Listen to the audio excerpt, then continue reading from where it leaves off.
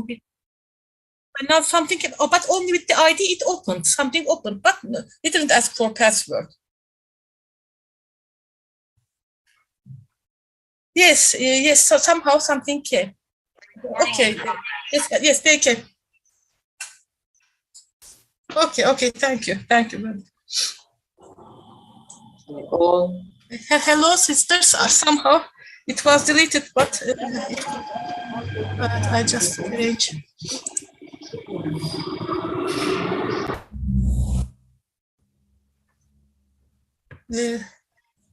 Sorry, sisters, there was a problem. Our program was deleted. Just a second.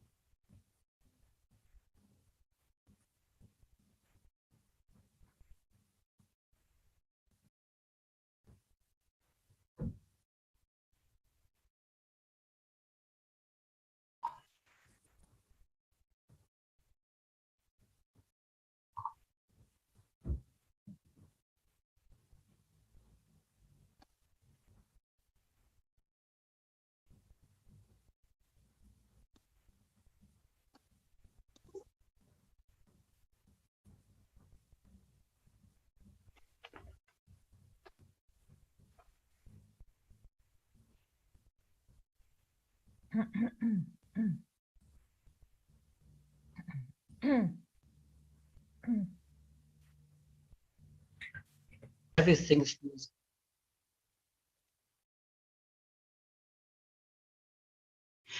when we live from our hearts, life feels good, it's true, it's full of very good feelings. And you can see heart-based living around us every day. Depends on our vision. It could be the love of a mother and a father for their child. It could be a smile when we greet one another. It could be a friendly word.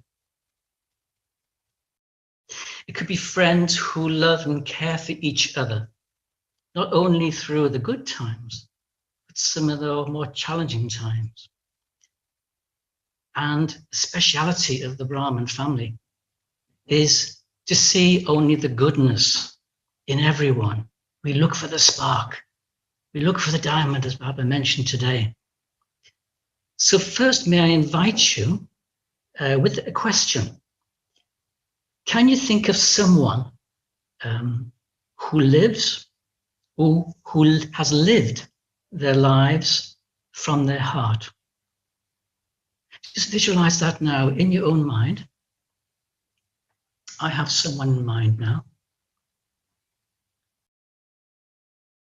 And what were the qualities that this person had, or currently has when they live from their heart? And how did they make you feel? I'm sure you've all found someone very special to your heart who makes you feel really, really good. And imagine what the world would be like if everybody really nurtured this heart inside to be what they're meant to be the model, to be the example. And heart-based living is about being the example.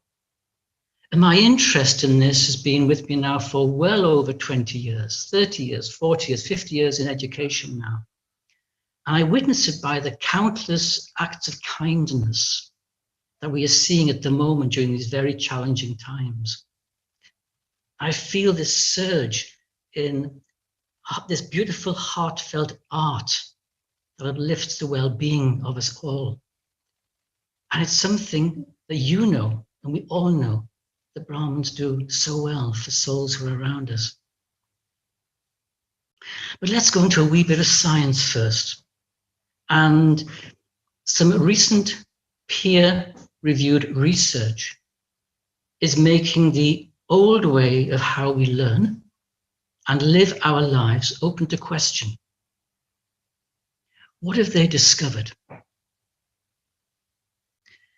Do you know that you have a heart-brain as well as a head brain? Now, intuitively, we've known this for a long, long time. But the recent research by the Institute of HeartMath in Northern California, it was November 2020, has now proven really what we have intuitively known for so long, that living and leading from your heart really does matter. And what did they discover? And this excited me. The heart holds memory, feels, and thinks, just like the brain. In the heart, there are 40,000 sensory neurites. I'm getting a bit scientific here. And these are the same neurites that are in the brain. These are the memory cells, the memory part of you. And they think and feel on their own. But what they've also discovered is that the heart works independently from the brain. And we know the brain works independently from the heart.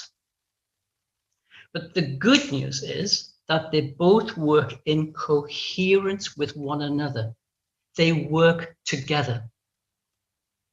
So on a lighter level, before I go deeper during my time with you, and thank you so much for joining. I really appreciate your time and your presence and your energy and your dedication to Baba's work. When the heart is happy, not confused, and the soul is appreciated, it sends a message to the brain that all is well, I feel good, I can do work with love and kindness, and out of that comes creativity, and nothing is impossible.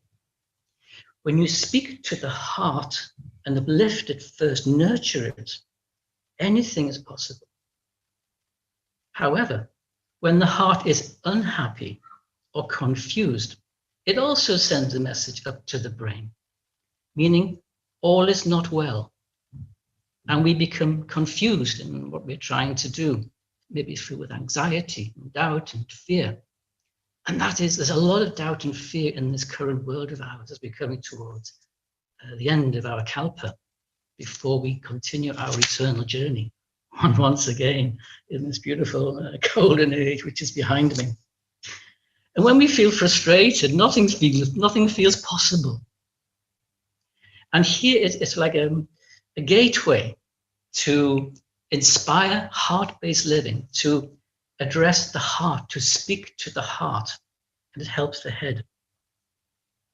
A little bit of interesting observation I've been doing at school now with the children, and it ties in with truth, because the heart speaks truth without judgment. The head judges this way or that way. But before I come to this little experiment I've been doing with children at the moment, may I invite you to put this claim to the test. I invite you to put your hand onto your heart, as I am, maybe 2 fingers or your hand, whatever you feel comfortable with. You can close your eyes or keep them open as you wish. It's your choice. And I'd like you to ask your heart a question. It could be personal. It could be something about your Lockheed life or Lockheed life, whatever you'd like to get an answer to. I'm not going to ask you what it is or to share. It's very personal. It's very private. So I'm going to ask my heart a question now. I invite you to do the same and wait for the answer.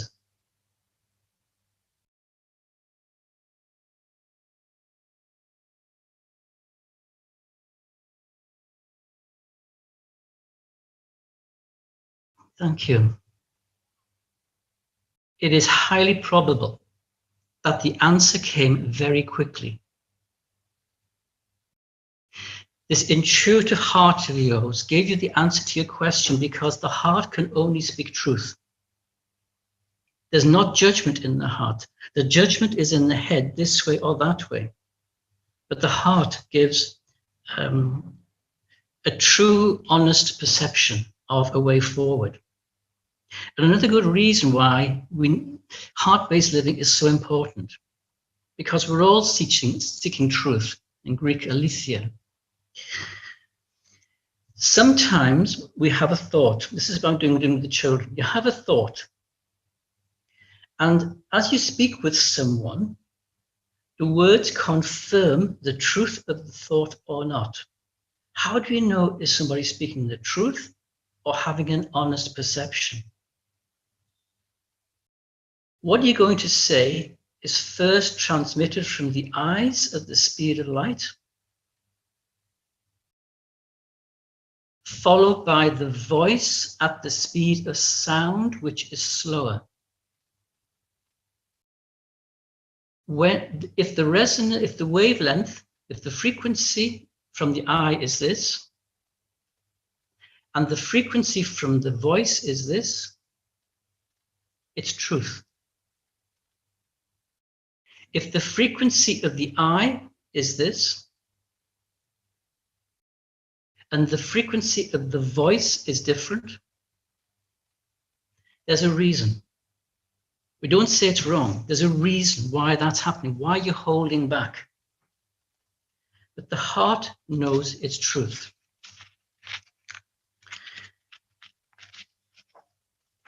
What does all this mean for heart-based living?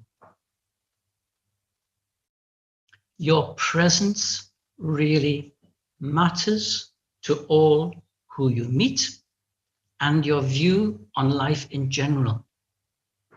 Your truth is felt. I'm deeply grateful to the people of Greece and my dear friends who are in Greece who've been introducing me to the root meanings of some of the English words which are founded in the Greek language. Your presence, parousia, means the essence of you. What essence? The head, the heart, all of you. And your presence, your parousia, your essence, speaks in silence, sound in silence, and actions. In silence, your energy speaks as you enter a room. Your energy is felt. Now, think of our seniors now. Our seniors, when they enter the room, we feel their energy. It's loving, it's positive. We too are loving and positive. All the time. You can go into a room, any room, and you can sense the energy around you. And you know it maybe two people have had a disagreement. You know without a word being spoken. You can walk into a room with your energy and people know how you're feeling. How do they know? For Brahmins, it's the purity in our hearts and our purity of intention and purity of the atmosphere that we live. And when we feel that someone isn't well, we nurture them and guide them. In the Lokkic world, we do the same as well. We may even avoid those who are going to be over-challenging for us. But we need evidence. Again, these words are felt. The sentient nature we have, we can feel this from our heart. Because the heart's about feelings. And Barbara often talks about our sentient nature, the feeling, not just the word, not just the intellect. How do we know? What evidence is there? There are two. One is, as you know, something called Carolean photography. Those of you who aren't aware of Carolean photography, please forgive me just a few moments while I express what this is. You go in front of a special camera and it takes a photograph of your aura. We all carry an aura, an invisible and visible aura for some. The colors which radiate from us are matched to our chakras. If you're primarily red, it's a root chakra. If you're primarily green, it's a heart chakra. If you're primarily purple, it's more of a spiritual chakra, and all the colors in between. So when your photo is taken at that moment in time, and they change over time, your energy changes, it's not constant, it's always moving. If you make primarily green, it's heart-based living at that particular time, a heart-based person. But what the Institute of HeartMath has done out of California is to take heart resonance photography. And this, to me, is groundbreaking. And it makes sense of who we are and what we are as Brahmins. They have discovered that your energy, your heart energy, reaches out, I'm going beyond perhaps the screen now, reaches out to a distance of 5 meters. That's a long way. Your energy is felt, and the purer you are, a little bit of energy, purer, pure intention, and wider, it is read and felt. So in front and behind and to this side and to that side, this energy radiates like we are walking radiators, walking mobile centers. But what was fascinating is that the shape that goes out is in the shape of a wing. That was my interpretation of it. The energy was bold, like wing-shaped. Wow, that's from the heart. In sound and silence, our present matters so much. And this is all tied in with heart-based living. Our sound isn't just the words, it's the space between the words that carries the message.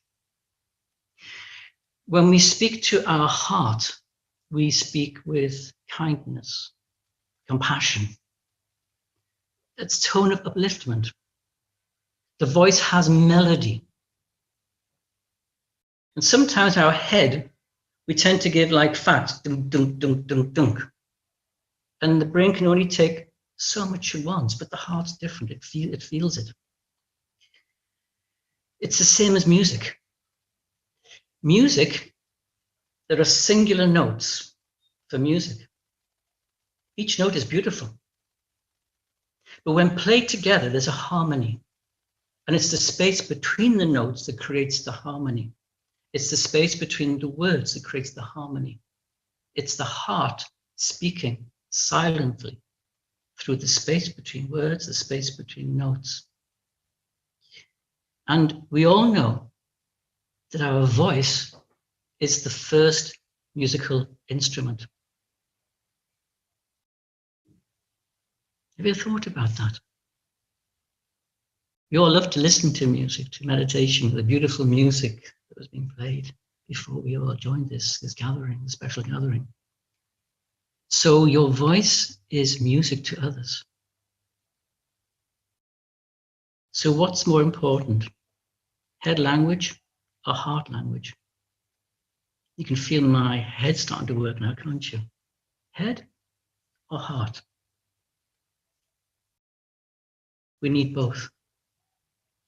But the emphasis is different. And the world out there, there's a lot of heart-based living out there, but there's a tendency now to be more to head living.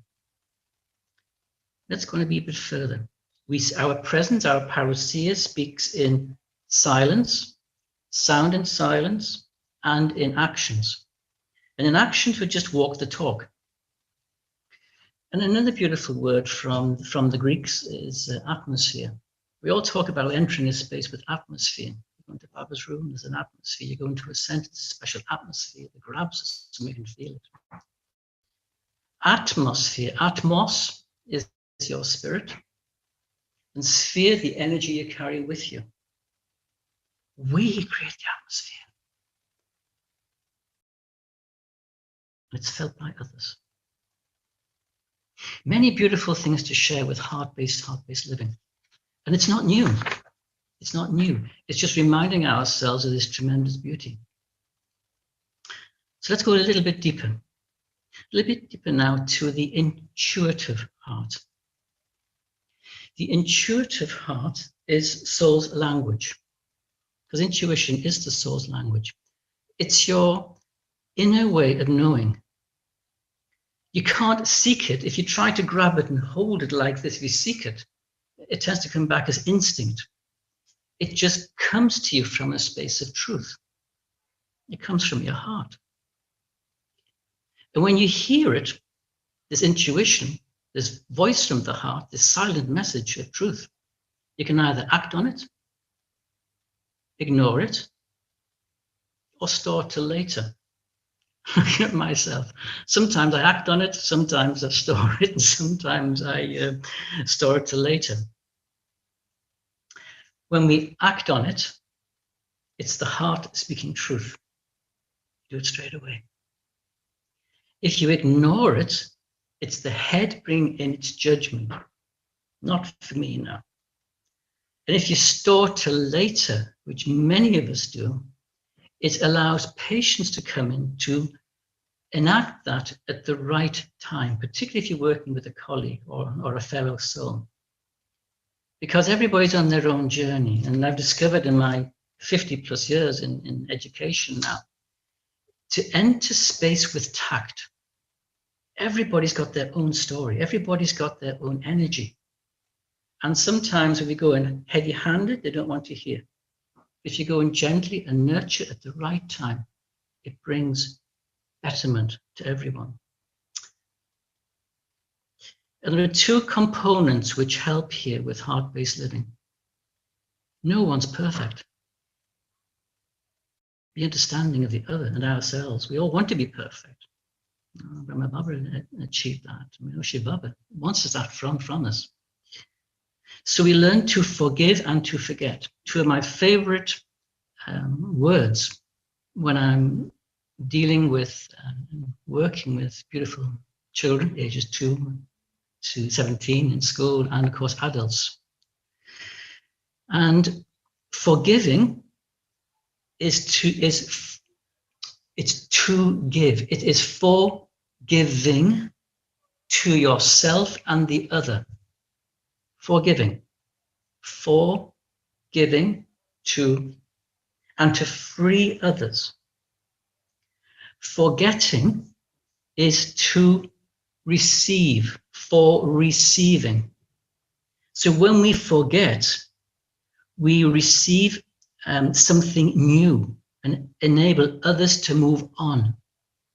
So in our lives, the heart feels, remember, the heart holds memory. It can think and feel. If the heart feels good, the head feels good, and your life becomes so beautiful. If the heart is sad or there's sorrow in here, maybe there's something we're holding on to. Maybe there's something we need to forgive in something, maybe ourselves. But let that go. And remember, we all have a new father now. We have a new family now. It's a new birth, a new beginning. And we're all going to go home to this beautiful, beautiful new age. So choosing to live from your heart, how can we show it, be it, and feel it? It's simple. So simple. Just be a nice person to know. All my 24 years in Guyana, and a life of many decades now, just be a nice person to know, and that invites all these blessings. And because the heart represents the attributes of generosity and gentleness and forgiveness, and it's loving nature. From the heart, you can show it and live it genuinely. And if that feeling reminds you of someone that you know, when did you last really appreciate that person? Did you actually tell them, I appreciate you? Maybe give them a small gift of something, maybe a flower or a cup of tea or something, and just spend time with them. And have you noticed how friends who come from the heart, they don't need to speak with one another? There's just that resonance of understanding and beauty and stillness in them. And heart-based living invites in random acts of kindness and service. All we do, all Baba's service that we do, it's in his honor. It's to inspire others to be the best they can be, to rediscover and nurture the beauty within the soul of everyone, to make them realize who their true father is. Sorry, apologies, Peter. There's a request from the translators. If you could just be a little slower, please. I can do that. Thanks, Yogesh. I get excited sometimes.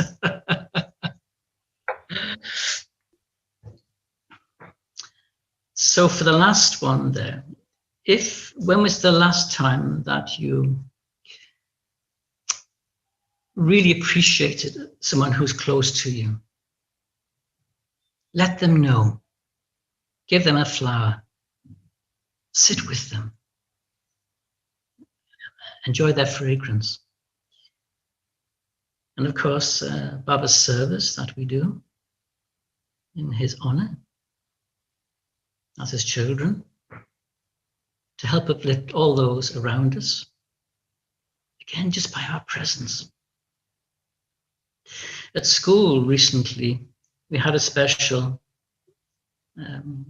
invitation for the children to become messengers. And the theme was, I'm a messenger of. We're inviting the children to be walking examples of a certain virtue or a certain value. I'm a messenger of peace. I'm a messenger of unity. I'm a messenger of harmony, of joy, of understanding. It was beautiful. And we invited the children to go home and just share their gift of what they're a messenger of from their heart. This heart-based living invites in unconditional love, compassionate love, and it's great to share that. It softens and gentles any energy in any situation. If you notice how a heart person can calm things quickly, it's okay. Let's listen, let's understand. And just being there, being available, being a gentle and sheltering strength, a good listener. I heard from a fellow Brahmin that listening is the greatest act of love, because you allow others to share their story, to understand where they are. And with deep listening, you come to know your own perception and their perceptions. And that way we grow together. And for all of us, when you put your hand to your heart and ask that question, what passions do you want to pursue? Your heart will give you the answer straight away. You can act on it, ignore it, or store it till later. Let me share a story with you, a little story from school. It's called the waste bin story. Imagine children aged 3 to 11 in the hall. We carry in a big black waste bin, garbage bin. The children, what's this all about? Then we share with the children, we invite them, what makes them happy? What makes them joyful? The little ones come forward with the microphone. I love Mommy. I love Daddy. I love my sister and brother. Some say, I love my toys. And there's always one who says, I love chocolate. And as the older ones come to share, become a little bit more adult, you could say, and about their joy of learning, about their friendships. But why is the waste bin there? The waste bin there is to then throw in any rubbish that is hurting them. So we invite the children from their heart to imagine writing something on a bit of paper, crunching it up, and throwing it into the waste bin. When that is done, the little 3-year-old and myself carry the waste bin away and say, it's gone.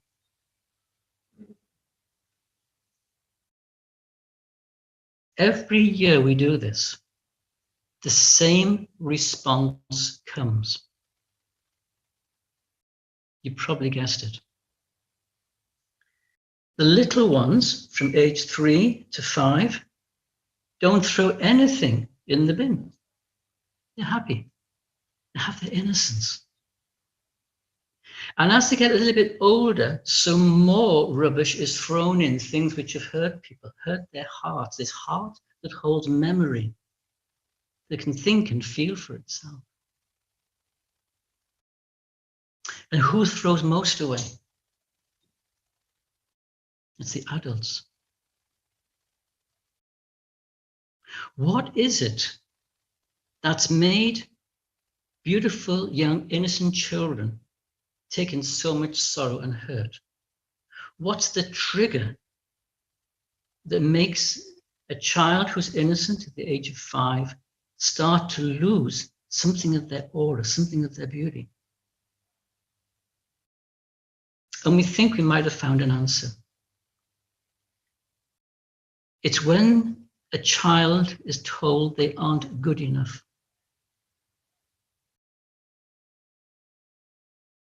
And then they over respond with maybe perhaps too much kindness or try to prove something, and they lose their natural gift. And we know in Singapore now there's something called second innocence, where adults who've gone through their life are returning to their childhood, to their innocence, to be both a master and a child. The second story, which might be useful here, is the famous tomato story from the Great American School. And these 11-year-old children were invited to, notice how the word I'm using, invite all the time, to plant tomato seeds in 2 trays on the same windowsill. I'll make this story quite short. And thank you, translators, for all the work you're doing for us all. They got water and just poured it onto one tray, never thought about it. And they've got water and said, loving water, kind water, can you help these tomato seeds to grow? They did the same pattern for 6 weeks to see what would happen. Some of the staff thought there was something wrong with these youngsters. But after 6 weeks, the tomatoes in the tray where water was just thrown on, they grew small tomatoes.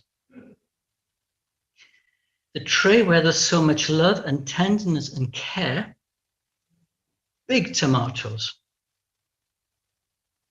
I'm sure you can all remember walking from Llanserrover along to the lighthouse there. And in the fields on your left, as you're walking, you see these beautiful vegetables being grown. And the brothers are there, maybe sisters sometime. You can see how the plants grow and get so large with love and tenderness. So we asked the students, the 11-year-old students, well, what do you learn from this? They said, if you're kind to the plants, kind to the water, they'll grow bigger. Mm-hmm. Any more thoughts from these 11-year-olds? Then one bright young lady who's now a qualified doctor She said, but we're mainly water. If you're kind to us and come from your heart, we will grow as well.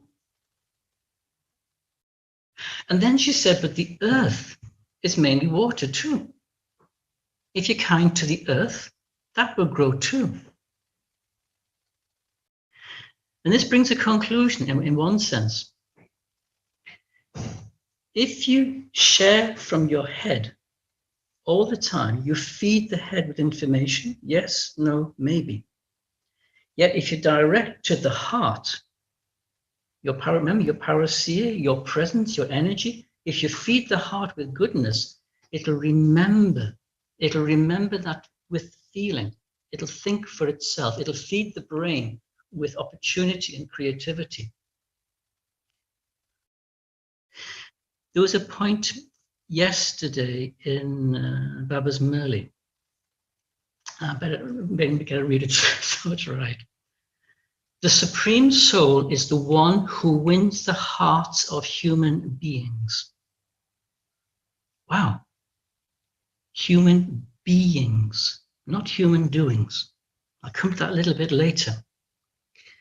And the essence of yesterday's Murli was, become those with clean hearts. The cleaner your heart, the purer your aura, the purer your energy, the purer your atmosphere, the purer the sphere that you create around you. This is heart-based living. We've all got it. And in Murli Point today and yesterday, the same short sentence was shared by Baba.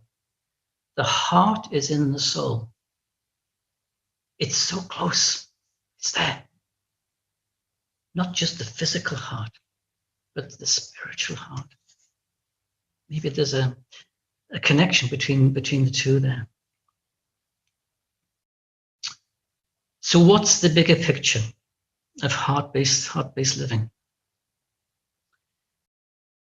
This intuitive heart that we have, and here's a crystal. I'll hold it a bit closer to the screen so you can see. This crystal is heart-shaped. If I turn it this way, you'll see it's got a little point, a bit like a diamond, but I mentioned diamonds today as well. The metaphor here is as follows. The diamond is your heart. Is your heart pure and clean and crisp and giving? And to live it through the values and virtues that are on the points of the heart. And there's a secret here as well. Whatever is in your heart, whatever you're going to give away from your heart, choose your favorite virtue or value. So at the moment, I am loving sharing from my heart to you. I get a bit passionate sometimes, I get a bit over enthusiastic sometimes. Enthusiasm in Greek, athios, with God.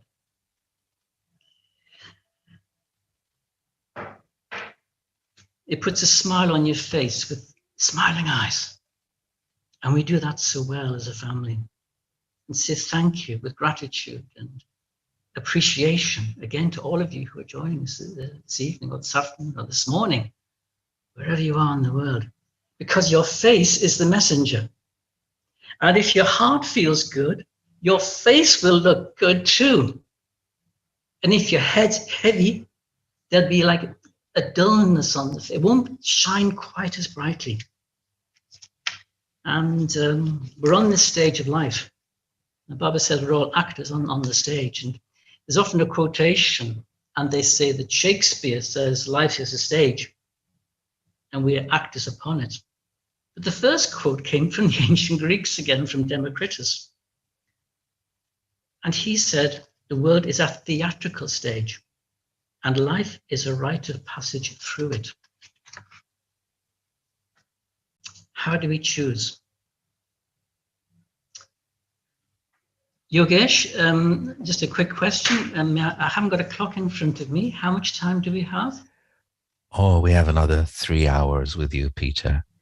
We're enjoying it so much. No, well, at least let's say 10 minutes more, at least. Thank you. I need about 5. That's all. About 5, and invite some questions if there are questions there.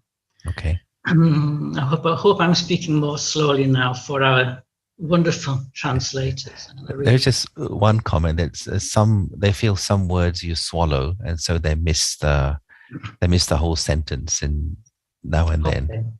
Okay. This next little activity, I love doing this with children and with adults. It's called the picture frame.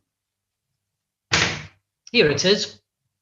You can maybe do this all the way around the world in our centers for a party piece. It brings a smile to everybody's face. There are 2 sides to a picture frame. There's the rough side and there's the smooth side.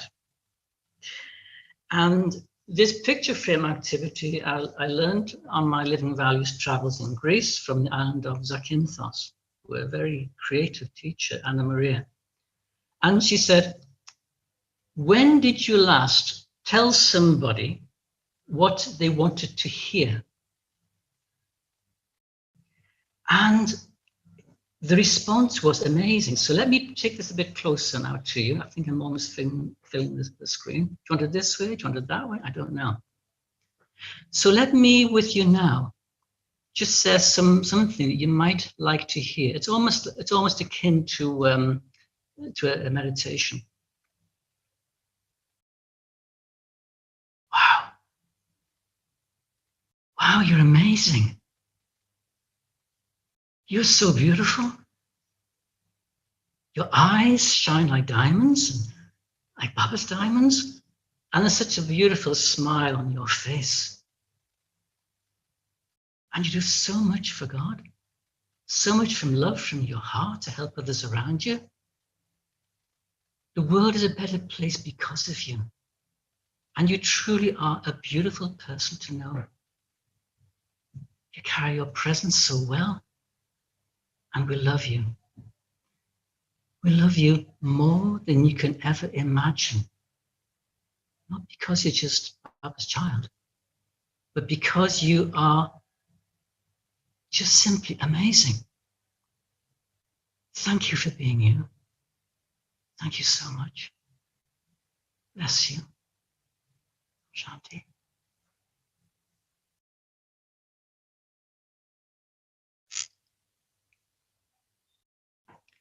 When I share that, it gives me goosebumps. And when I'm doing Living Values training, I like to use this activity. And in school, we have 70 teachers working with these youngsters from 3-year-old to 17 years old. And during our orientation day, I love to do the picture frame activity.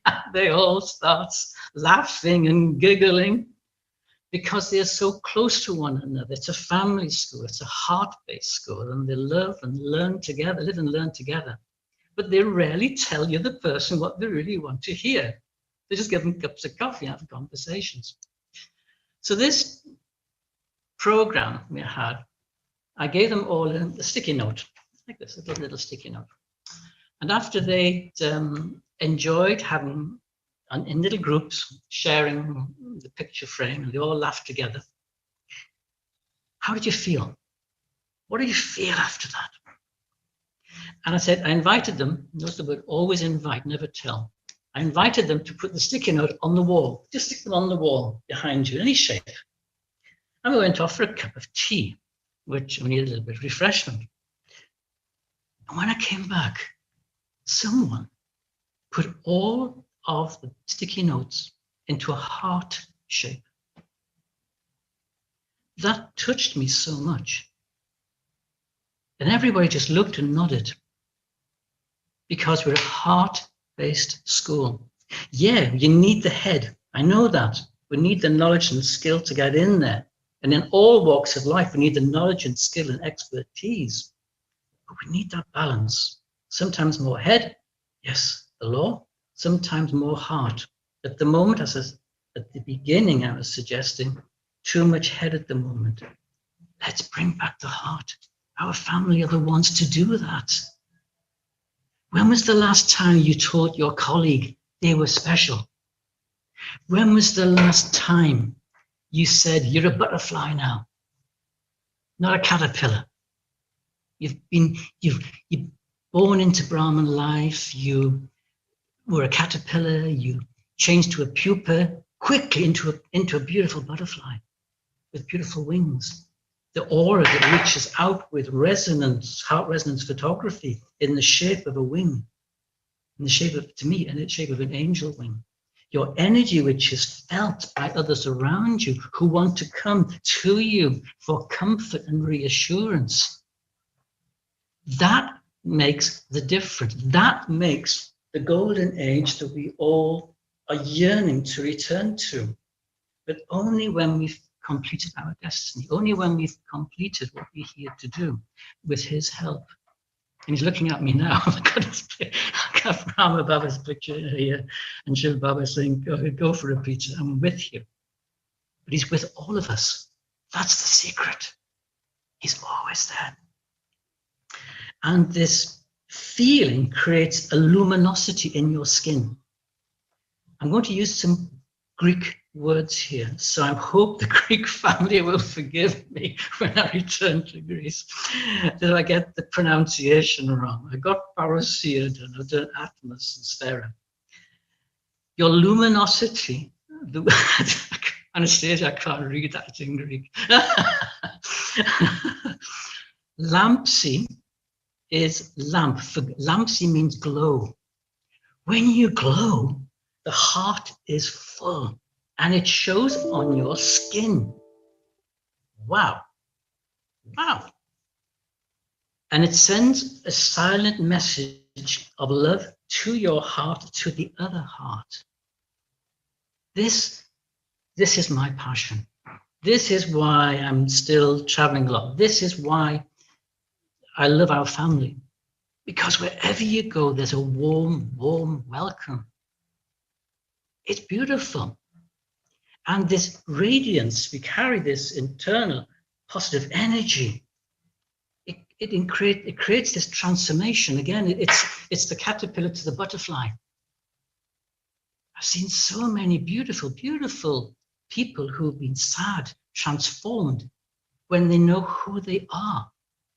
This is called identity investment.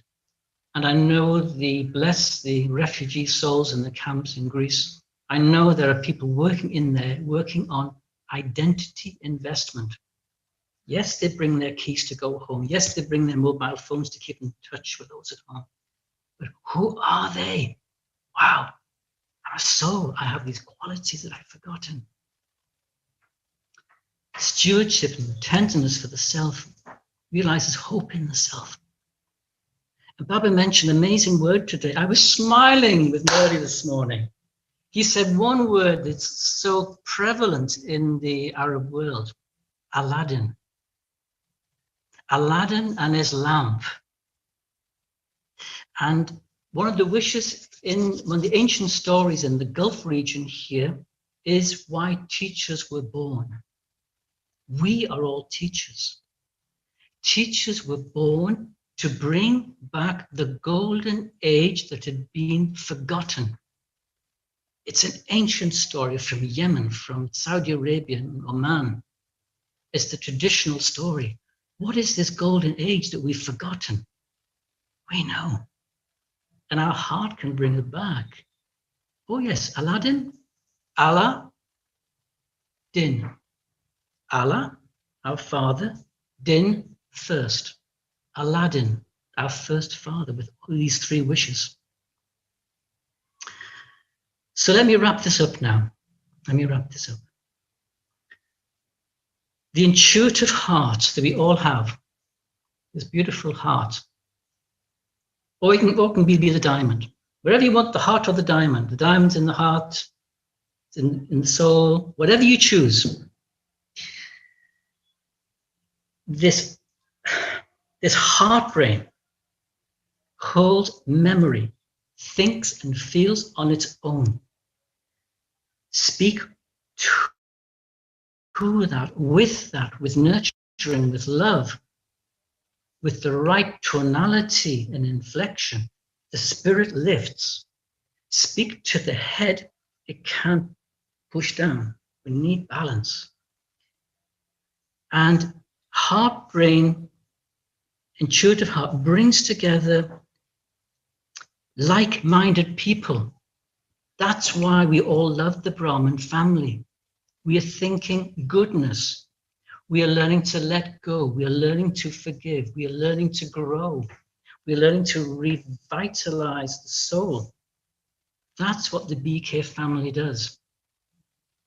And the heart brain invites in stillness. And that's where our meditation comes in. To remember of the beauty of the soul that we all possess. And the heart brain recognizes your gift. Put your hand on your heart again. What is my gift? Your heart will tell you its truth. It's aletheia immediately. Aletheia is Greek for truth. It'll tell you straight away. You might do your best in whatever is your gift. You might be great at cooking or driving or giving talks or giving knowledge, whatever it is. Baba needs every one of us for our speciality, for our gift, to give to others, to help them feel good, to fulfill their destiny. Learning to know, learning to do, learning to belong, learning to be. Jacques Delors' report, 1995. We need to learn to know. We need to learn to do. Head and hand, okay? We need to belong to one another. And we need to learn to be a human being. What did Baba say today? Human beings? He's seeking human beings, not human doings. Doing is part of what we do, but the being is in the soul. And with that comes warm-heartedness. We all have warm hearts, not cold hearts. We don't want cold hearts. We want warm hearts. And warm-heartedness, again, back to the Greek. I hope I pronounced this right. Forgive me, Greek family, I get this wrong. Encardiodita, cardio, the heart. This warm-heartedness, to be sincere about your feelings. And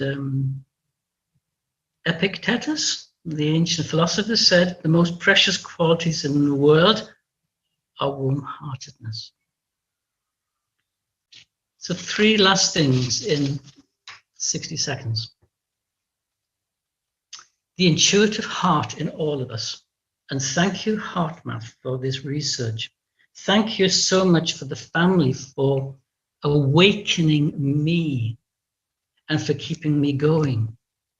Every day I learn something from each and every one.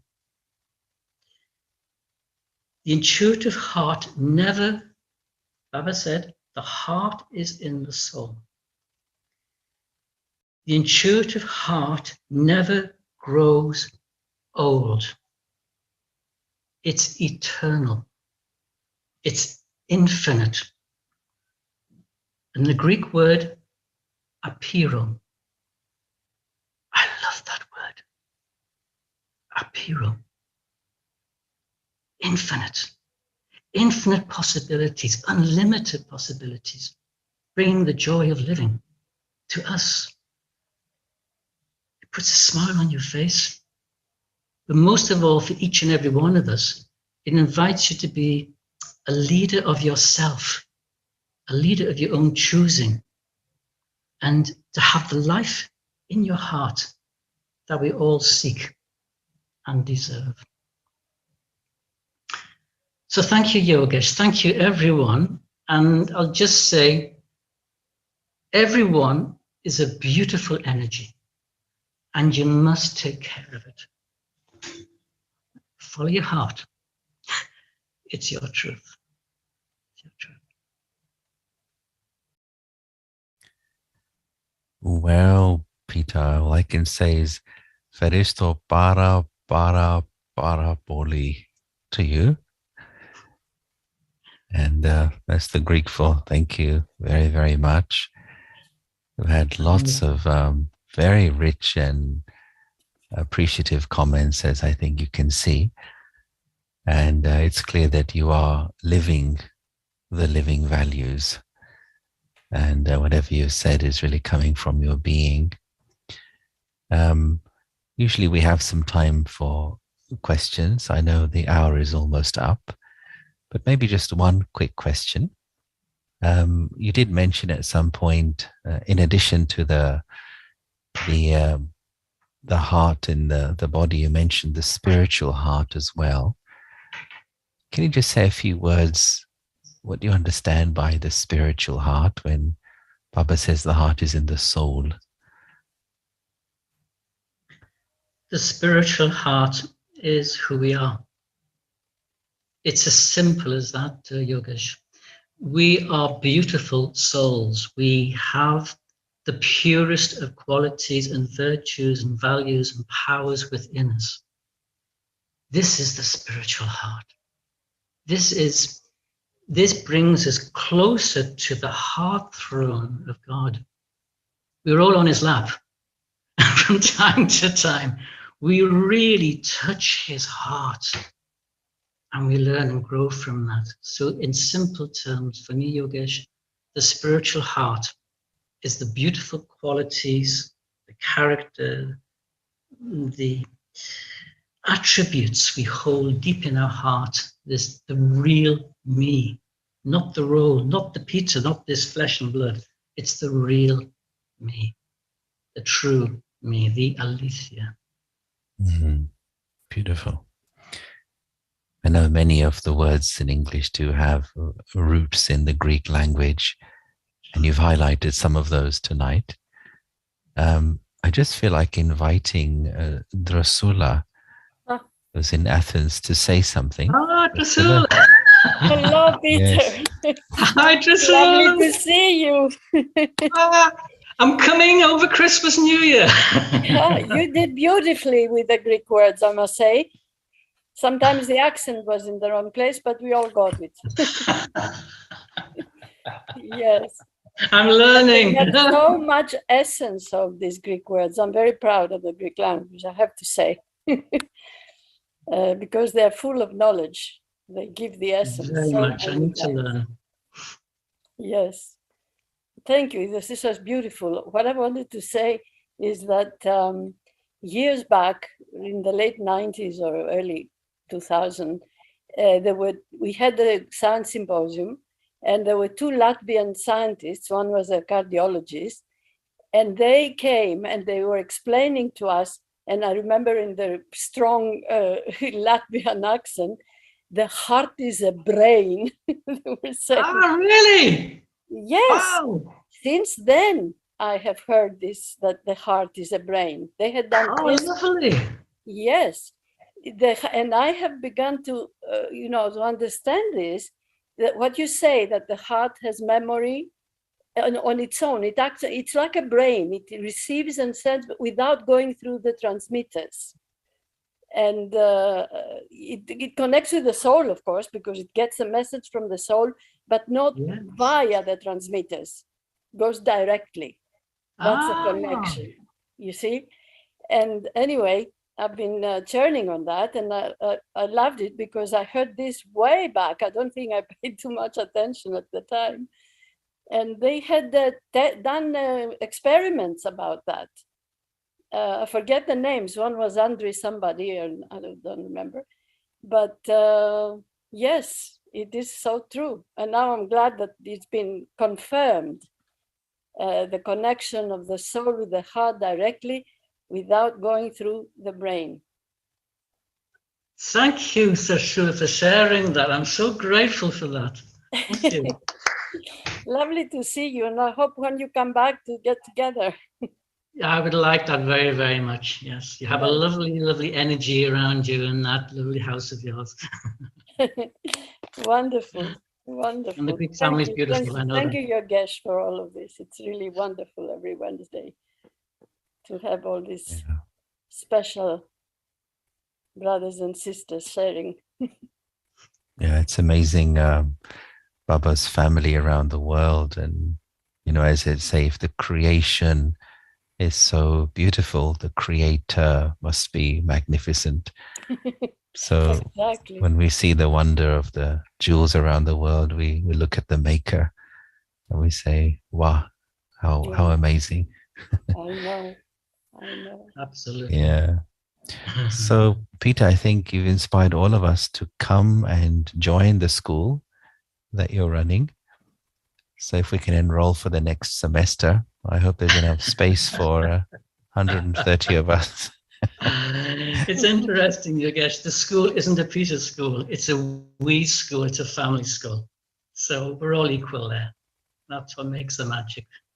Okay. And same with the family. Wow. And a long time since I've seen you. There you are in Istanbul. Here I am in Kuwait, and brothers and sisters from all around the world. It's like a big embrace holding our globe together. Wow. It is. It is. And what we'd like to do is to go to gallery view so you can see who's here. And I just request everyone to open their cameras if you